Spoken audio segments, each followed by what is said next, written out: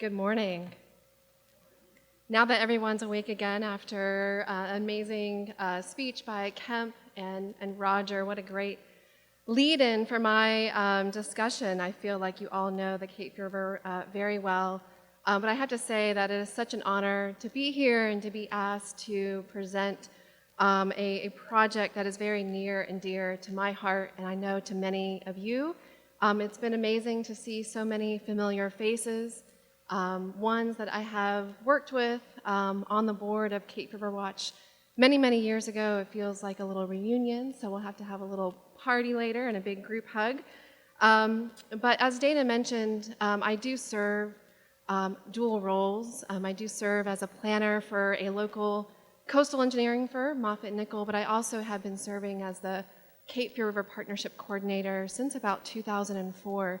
And I have to say that as a single individual person, I actually stand up here today representing years and really decades of dedicated effort and work in the Cape Fear River Basin that has been going on for many, many, many years by many organizations and many individuals, some of those that are here today. So again, I'm not the one doing all this work. I'm really just helping to facilitate and coordinate and help create some momentum.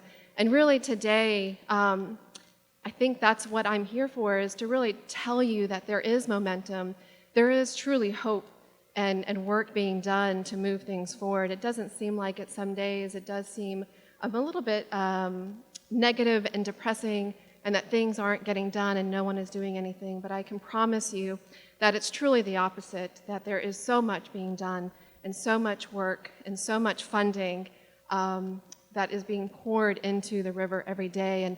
And every year, every day, we learn something new, and we glean just a little bit of new science that gets us a step further into understanding what the next best solutions are. So really, I'm just here just for a few minutes with you this morning to help you understand a little bit of what's going on, specifically at the locks and dams. Kem provided a great overview of the full basin and all of its amazing glory, and Roger really helped to get you to understand sort of the complications, the development, the threats, and the risk, and the vulnerabilities, but again, sort of the hope of what we can do to support the future.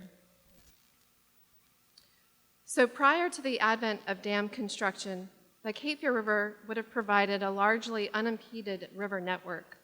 Anadromous fish species, as Roger mentioned, could cross the coastal plains to spawn in the riffle and rapids along the steeper gradient fall line where the coastal plains meet the Piedmont.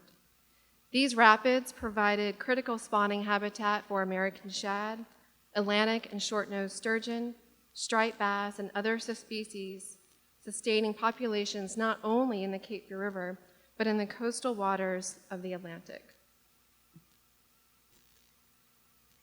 Dam construction fragmented the Cape Fear River and blocked these historic migrations. The Cape Fear River locks and dams, located in Bladen County in southeastern North Carolina, consist of 3 federally built and maintained locks and dams. They are part of the Cape Fear River above Wilmington, North Carolina project, maintained by the Corps of Engineers. 2 of the locks and dams were constructed between 1915 and 1917, while the third was completed in 1935. The locks and dams were constructed to ensure a navigable channel for commercial barges from Wilmington to Fayetteville. The last known commercial lockage occurred in 1995. Please note, I said the last commercial lockage occurred in 1995. We are in 2022. Although the lock and dam structures no longer serve a navigation purpose, they do still function in municipal water storage, which complicates their removal. Lock and Dam 1, as you may know, serves as the water source for Wilmington and the surrounding county. We do have Cape Fear Public Utility Authority here as well, and I know that they are working hard on their source plans, so if you do have questions, they're sitting in the back. The role of the Cape Fear River dams in the decline of anadromous species of the Cape Fear River have been well documented. American shad, Atlantic sturgeon, short-nosed sturgeon, striped bass, and river herring are all known to have been significantly more abundant upstream of these dams prior to their construction.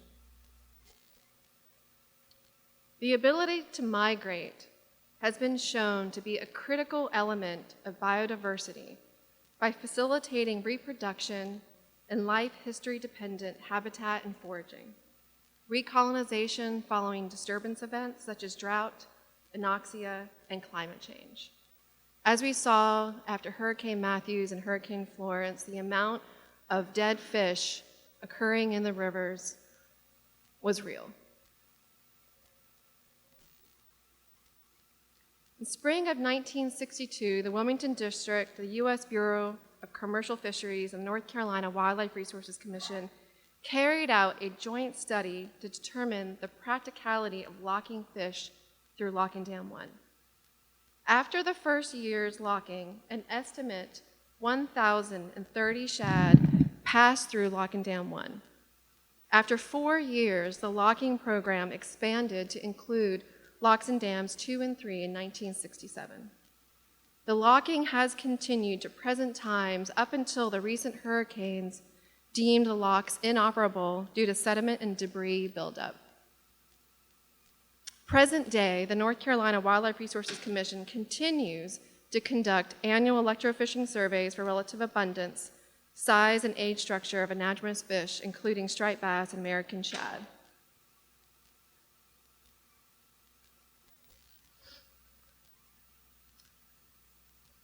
A fish passage structure was added to Locking Dam 1 in 2012 as mitigation for deepening of Wilmington Harbor. Roger Shue mentioned the Wilmington Harbor Deepening Project, which is coming up on another feasibility study. Stabilization of the toe of the structure was carried out at that time as well. Now, as you can see in this photo from July 2011, the original Locking Dam 1 is shown on the left, while heavy equipment excavators placed granite armor, stone fill material over the old dam.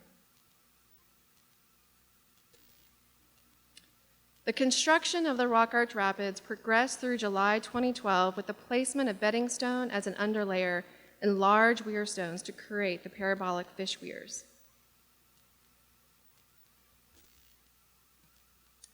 The Cape Fear Locking Dam 1 fish passage is a rock arch ramp fishway of variable slope, the first of its kind on the eastern coast of the United States. Constructed between 2011 and 2012, it allows different fish populations, different anadromous fish populations, to access historical upstream spawning areas across fishways designed at variable slopes from 3 to 5%. The Corps of Engineers funded a 2-year study by NC State to allow for fish passage success to be evaluated to quantify rates of fish movement above Locking Dam 1 during the migratory season using acoustic telemetry. The study results, unfortunately, indicated that passage of American shad over the fishway was similar to past estimates of passage using the original locking procedures, as I mentioned, dating back into the early 60s. Anywhere from 53 to 65% estimated passage of fish were passed upstream. However, striped bass passage rates were much, much lower, with maximum potential passage at about 20% compared to shad. The Corps of Engineers had deemed a passage rate of 80% as successful. Given the lower passage success rates of the original design, the nature-like fishway was modified in the summer and fall of 2021 by Cape Fear Watch to enhance fish passage opportunities. The modification included the creation of deeper pools, a more gradual slope, and replacing of boulders to allow for laminar flow in the swimming channels. This was recommended through guidance developed by NOAA and USGS in 2015. The objective of this project was to design and implement modifications to the existing rock arch ramp to increase passage of striped bass to historical spawning areas and help accomplish the fishery management plan goals of sustainable harvest and a self-sustaining striped bass population in the Cape Fear River. As you may have heard in the news, the North Carolina Division of Marine Fisheries is currently evaluating the striped bass fishery management plan to allow for harvest of striped bass. The Cape Fear River has a moratorium on possessing striped bass anywhere in the Cape Fear River system. However, we do have a very surprisingly good catch and release striped fishery in the winter as well as downtown Wilmington, leading itself to a great economy. Engineering firm Tetra Tech, Dr. Luther Adlin, with leadership from Cape River Watch, identified a set of upgrade modifications of Lock-In Dam 1 to produce more favorable hydraulic conditions for fish migration, such as reduced flow velocities, wider gaps between weir stones, and larger and deeper pools. The proposed upgrade modifications include the construction of new fish passageways located at the left bank, the right bank, as well as the center. These fish pathways consisted of a sequence of pools of 4 and 5 feet, connected by a staggered arrangement of 5.5 feet wide rock gaps. These new pathways accommodate larger and deeper pools and provide a more gradual and uniform loss of energy along the fish passageways by reducing the slope of the water surface elevation to approximately 3%.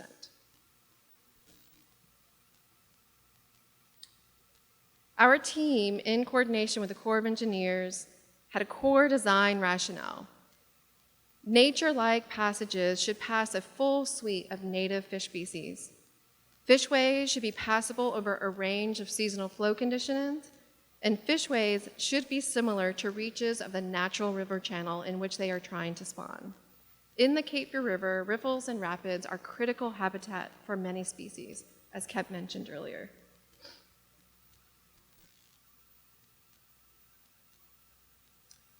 Cape Fear River Watch took the lead on acquiring over $1.4 million in grant funding from various sources for the design, permitting, and construction of improvements to the fish passage at Lock-In Dam 1 to support passage of larger bodied fish, including striped bass and Atlantic sturgeon. These funding streams came from the Division of Marine Fisheries, their Coastal Recreational Fishing License Fund, the National Fish and Wildlife Foundation, the North Carolina State Port Authority, U.S. Fish and Wildlife Service. These funds were again used for engineering design that was initiated back in 2017 and 2018, all the way through modeling, permitting, construction administration, sturgeon observation, outreach, and grants administration.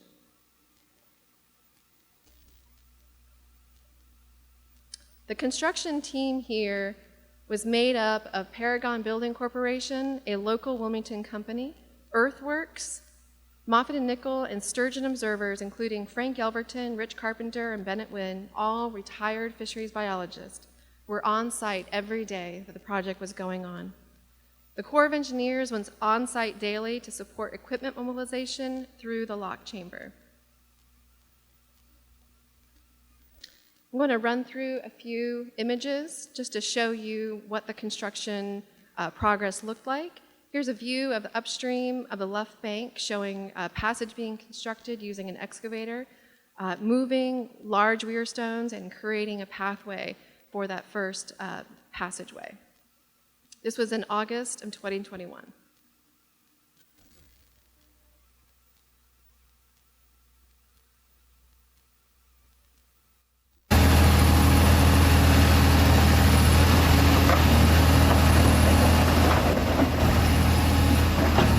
Video showing the placement of bedding stone for the pools.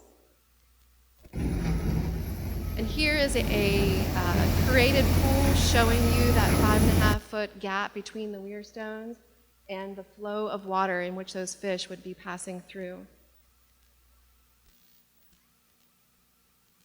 We had to bring in one of the largest excavators given the size of the weir stones that were located on site.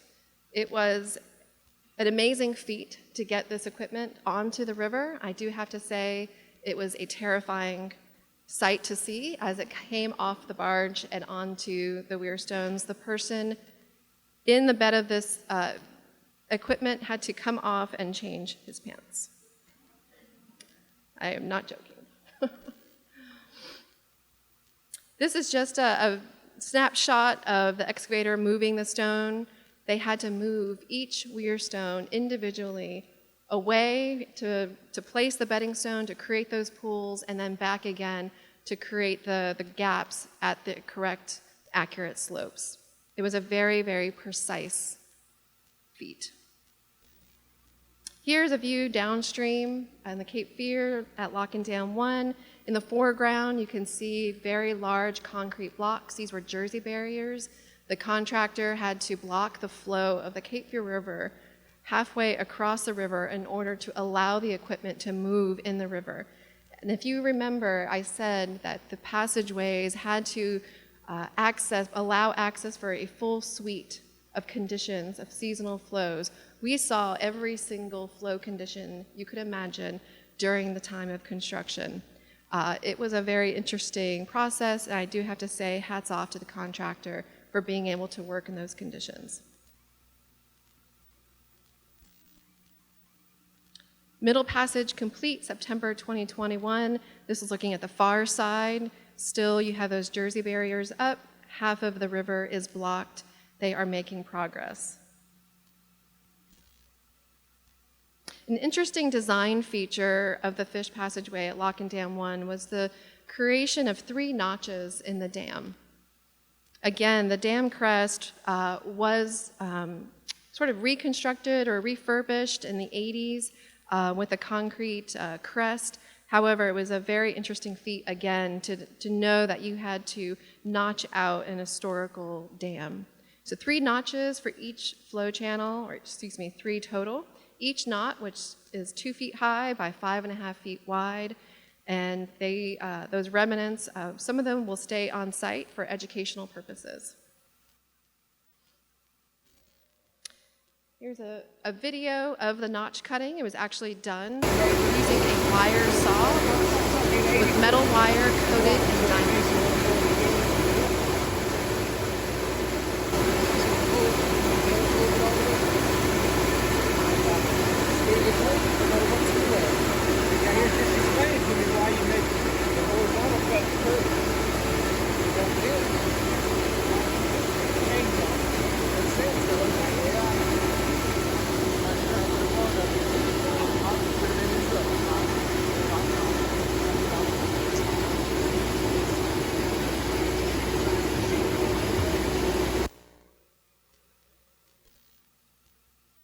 Here we are in early November, the last day of the permit before they have to be off the river, and they are completing the upper pools, moving backwards to the far side to demobilize. November 7th, the project is completed. It was an amazing feat and a good day to see the equipment demobilized off the Rock Arch Rapids and seeing 3 new fish passageways. And just last week, NOAA Fisheries featured the Lock and Dam 1 on World Fish Migration Day. So if you wanted to go to fisheriesnoaa.gov, you'll see Lock and Dam 1 as a featured story. And here you can see before modifications and after modifications in red. But preliminary evaluation of the modification to improve anadromous fish passage success is occurring currently in spring 2022 through fine and broad scale acoustic tagging and monitoring being conducted by researchers at Clemson University, as well as our local state fisheries resource agencies, the North Carolina Division of Marine Fisheries and the North Carolina Wildlife Resources Commission, and also the maintenance of a broad scale acoustic receiver array by UNCW. And I may have mentioned, these projects take years to design, permit, coordinate, construct, and monitor. I can't give this presentation and not say thank you to all those, especially to Cape Fear River Watch, for taking the lead in supporting the project from start to finish. Dana Sargent especially, given all of the grant administration funds and the contracts that had to be administered. It's a hard job that not a lot of people are willing to do. So again, thank you to everybody. So in just my few closing slides, I want to kind of leave this question in your mind. What does the future hold for fish restoration in the Cape Fear River? Again, as I mentioned early on, there is so much more to be done. Lock and Dam 1 is just one of 3 main stem dams in the Cape Fear River. There are over 8,000 barriers in the Cape Fear River. That is a quantifiable number. That is barriers such as road crossing, culverts, other small low-head dams, including the Cape Fear main stem dams.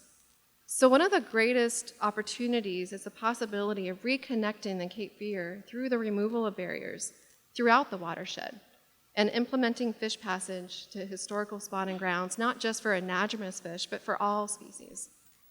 The 3 dams on the main stem on the river offer an important chance to restore the Cape Fear River.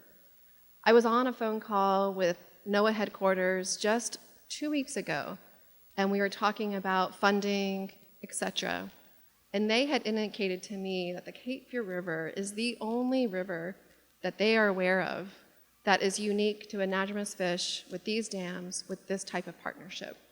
So that gives me hope, again, to look towards what are the other solutions, what else can we do? What is the funding that we can acquire to make sure that the science is done and that the work gets done?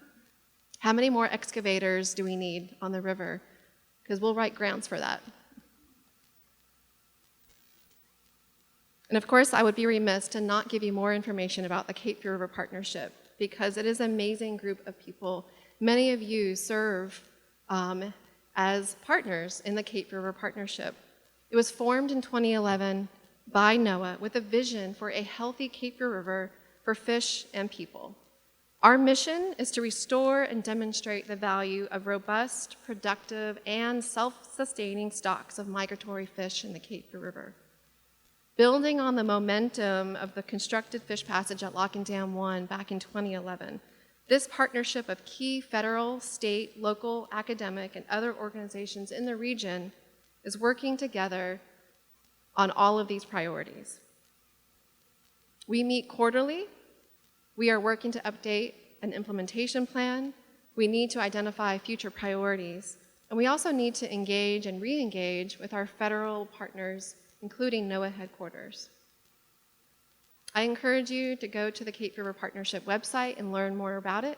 How can you get more involved? Let me know. One thing we are continuing to work on is the fish passage monitoring. These are very, very exciting times. With the fish passage modification, there's a lot to be learned to understand how the design is working.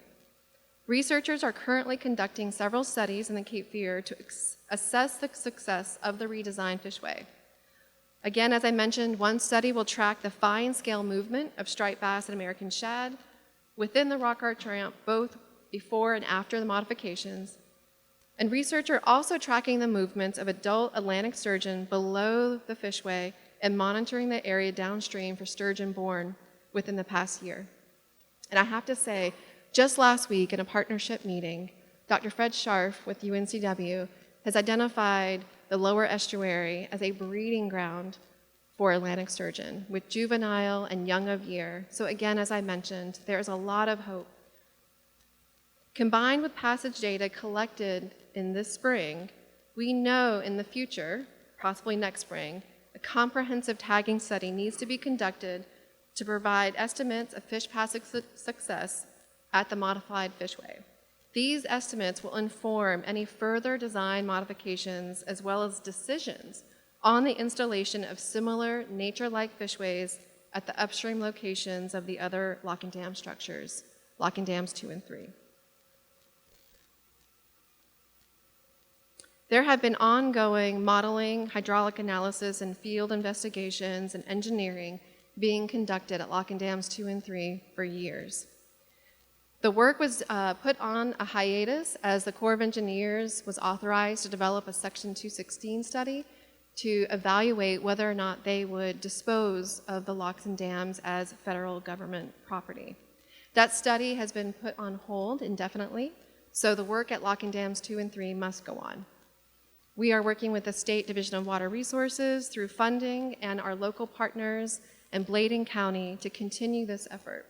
We've met with Civil Works Corps of Engineers to understand what their guidance is, as well as for them to provide feedback on preliminary design. I do hope in one of our future State of the River forums that I can give you an update on the construction progress of Lock and Dams 2 and 3. I would imagine that could be a couple years from now. As I mentioned, it does take quite a long time to get through that permitting process and construction. But on my last slide, I want to just mention that this is kind of an unprecedented time we are in right now, given the amount of federal funding opportunities for fish passage efforts. This is just a snapshot of some of the funding coming available through the Infrastructure Investment and Jobs Act, through the Corps of Engineers, NOAA, Fish and Wildlife Service, National Fish and Wildlife Foundation, as well as FEMA. We have an opportunity now to kind of take advantage of these federal funds to restore and reconnect the Cape Fear River and put that money towards fish passage at Lock and Dams 2 and 3. Just recently, the Corps of Engineers received $6.5 million to rehabilitate gates at all 3 locks and dams.